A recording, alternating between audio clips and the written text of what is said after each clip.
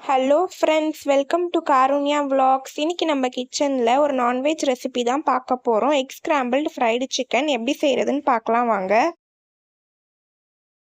First சிக்கனை மேக்னேட் பண்ணி எடுத்து வச்சுக்கலாம். இன்னைக்கு நான் 200 கிராம்ஸ் சிக்கன் எடுத்திருக்கேன்.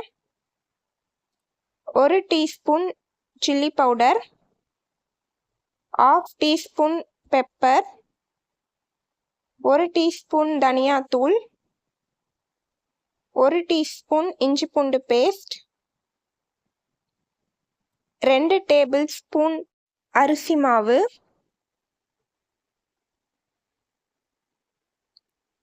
1 டீஸ்பூன் கார்ன்ஃப்ளவர், தேவையான அளவு உப்பு, 1 முட்டை உடைச்சி ஊற்றிக்கலாம்.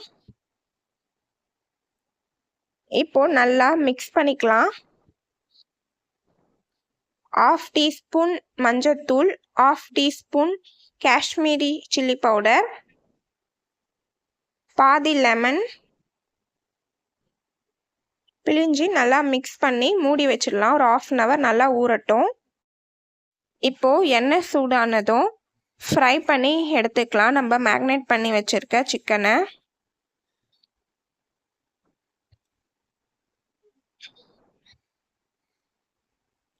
இப்படியே சாப்பிட்டா கூட நல்லாயிருக்கும் டேஸ்ட்டு.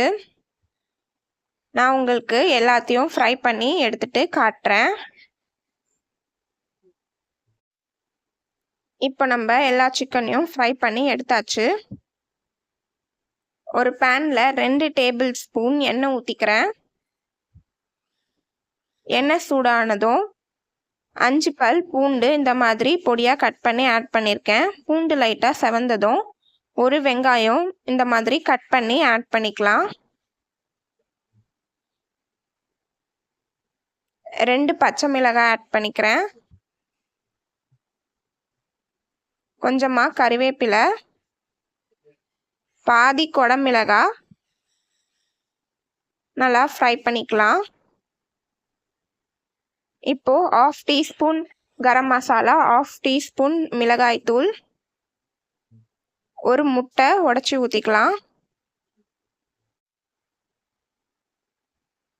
முட்டையை உடைச்சி ஊற்றிட்டு நல்லா மிக்ஸ் பண்ணிக்கோங்க. 2 டேபிள் ஸ்பூன் தயிர் ஆட் பண்ணிக்கிறேன். 1/2 டீஸ்பூன் மஞ்சத்தூள், தேவையான அளவு உப்பு ஆட் பண்ணி நல்லா மிக்ஸ் பண்ணிக்கலாம். 1/2 டம்ளர் தண்ணி ஊற்றிக்கிறேன். இப்போ இது லைட்டாக கொதிக்க ஆரம்பித்ததும் நம்ம ஃப்ரை பண்ணி வச்சுருக்க சிக்கனை ஆட் பண்ணிக்கலாம். ஆட் பண்ணிவிட்டு நல்லா மிக்ஸ் பண்ணிக்கோங்க.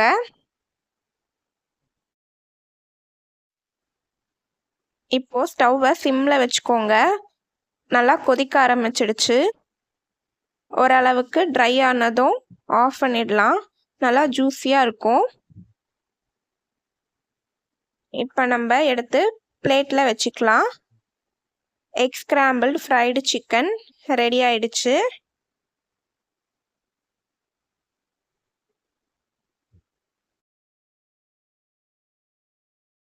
இப்போ நம்ம எக் ஸ்கிராம்பிள்டு ஃப்ரைடு சிக்கன் சாப்பிட்டு பார்க்கலாம்.